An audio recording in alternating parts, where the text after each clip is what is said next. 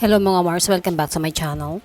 Sa Instagram account ni Bea Alonso sa kanyang IG story ay nagpa-ask away siya ng kanyang mga followers. At ito ang mga some question ng kanyang mga followers sa Instagram. Una, what's your advice for women who are in their mid-20s and feels like they haven't accomplished anything?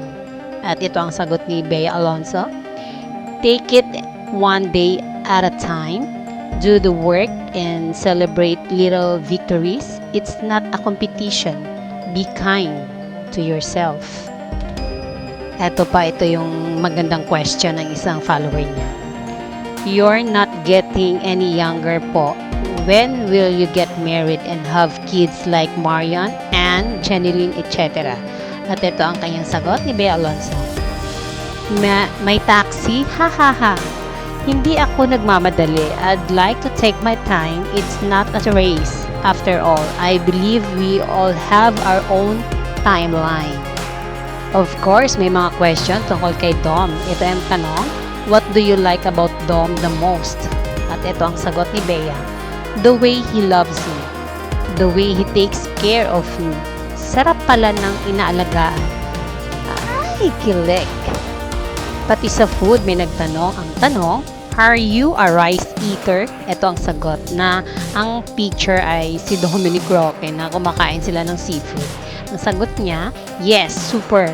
Rice is life. Pero real talk, kailangan in moderation lang kasi tabain ako. Pero dito sa picture, nagpigi talaga kami or piging talaga daw sa dito ni Dominic Roque kasi ang tingnan mo yung kinain nila sa sarap, seafood. Tungkol naman sa project niya sa GMA, ito ang tanong, can't wait to see you in a teleserye with GMA. Matutuloy na ba this year? Ang sagot ni Bea, yes, yes, yes. We'll announce very, very soon. I'm so excited. Sa question naman na paano magpapayat, ito na ang tanong. What's your advice on losing weight in my 20s? Parang ang hirap na. Ang sagot ni Bea, what? Ang hirap na? I'm telling you. It only get harder in your 30s. But with diet and exercise, you can do it. And TBH, the right way. Talaga so prioritize your health. Lalo na sa panahon ngayon, and then weight loss will follow. Dahil tiga GMA na nga siya, may nagtanong sa kanya, may upcoming movie po kayo? Ang sagot niya, meron with Alden. Lock and shoot na kami this Feb. Ay, may bago pala silang project with Alden Richards. February na ang start ng taping.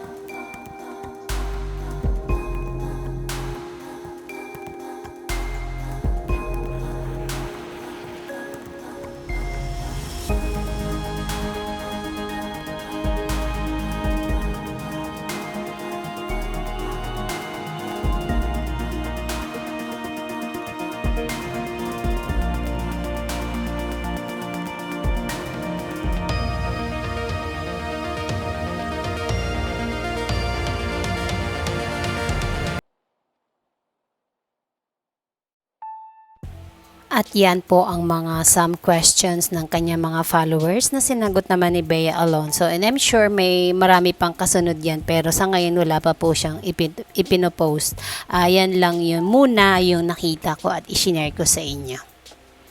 And that's it. Sana nga no. Bagay, hindi naman daw pala siya nagmamadali. Nasa tamang time naman yan. And of course, kay Dom manggagaling yon kasi si Dom ang magpo-propose kung kailan nga yon at yan ang pakaabangan natin. O nga, nasa 30s na pala si Bea Alonso. Malay mo, next year, di natin alam, di ba mga Mars?